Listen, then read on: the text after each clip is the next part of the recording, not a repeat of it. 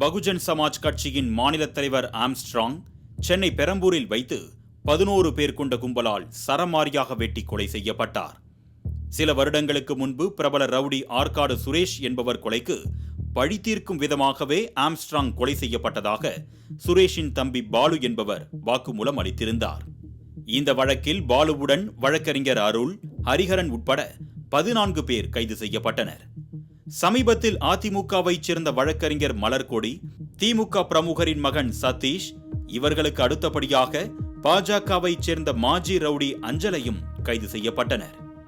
இந்த கொலைக்கு திட்டம் போட்டுக் கொடுத்த சம்போ செந்தில்குமாரை தேடி தனிப்படை போலீசார் விரைந்துள்ளனர். இதற்கிடையே ஆம்ஸ்ட்ராங் கொலை செய்யப்பட்டதற்கு எப்படி சதித்திட்டம் தீட்டப்பட்டது என்று காவல்துறை சார்பில் பரபரப்பு தகவல்கள் வெளியாகியிருக்கிறது. ஆற்காடு சுரேஷுக்கு அடுத்தபடியாக பொன்னை பாலுவுக்கு ரவுடியாக வலம் வர ஆசை இருந்துள்ளதாம். இதற்கு ஆம்ஸ்ட்ராங் தடையாக இருந்ததால் அவரை கொலை செய்வதற்கு திட்டம் போட்டுள்ளனர். வேலூருக்கு சென்ற அருள் சுரேஷின் தம்பி பாலுவை நேரில் சந்தித்து பேசியிருக்கிறார்.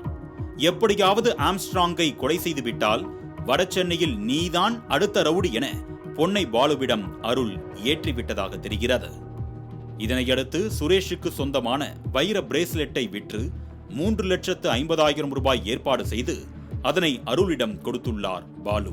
இந்த பணத்தை வாங்கிக் கொண்ட அருள் ஸ்கெட்ச் ஸ்பெஷலிஸ்ட் சம்போ செந்தில்குமாரையும் பாலுவின் மைத்துனியும் சுரேஷின் காதலியுமான அஞ்சலையையும் வரவழைத்துள்ளார்.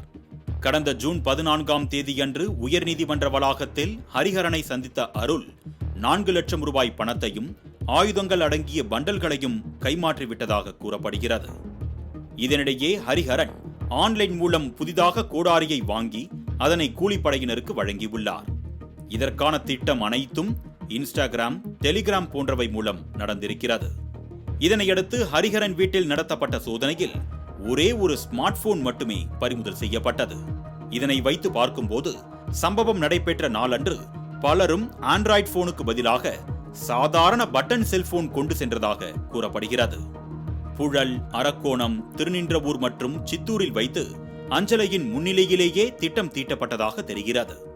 இவ்வாறு வெளி ஏரியாக்களில் இருந்து திட்டம் போட்டு 5ஆம் தேதியன்று தனித்தனியே வந்து ஒரே இடத்தில் கூடி பின்னர் ஆம்ஸ்ட்ராங்கை கொலை செய்ததாக காவல்துறை வட்டாரங்கள் தெரிவிக்கின்றன. இதைவிட மற்றொரு தகவல் மக்களை அதிர்ச்சியில் மூழ்க வைத்திருக்கிறது. கொலை நடந்த பின்பு ஆயுதங்களுடன் திருவள்ளூருக்கு சென்ற கொலையாளிகள் ஆற்காடு சுரேஷின் உருவப்படத்திற்கு முன்பு அவற்றை வைத்து வழிபட்டதாக கூறப்படுகிறது. இதனிடையே ஆம்ஸ்ட்ராங்குக்கு அடுத்தபடியாக தன் கணவரை கொலை செய்ய திட்டம் போட்டதாக ரவுடி நாகேந்திரனின் மனைவி விசாலாட்சி என்பவர் புகார் மனு அளித்திருந்தார். ஆம்ஸ்ட்ராங் கொலை செய்யப்பட்டதை தொடர்ந்து 16வது நாள் காரியம் சென்னையில் நடைபெற்றது. இந்நிலையில் 16வது நாள் அல்லது 30வது நாளுக்குள் எதிர்த்தரப்பைச் சேர்ந்த ஒருவர் கொலை செய்யப்படலாம் என்றும் உளவுத்துறை எச்சரிக்கை விடுத்துள்ளது குறிப்பிடத்தக்கது.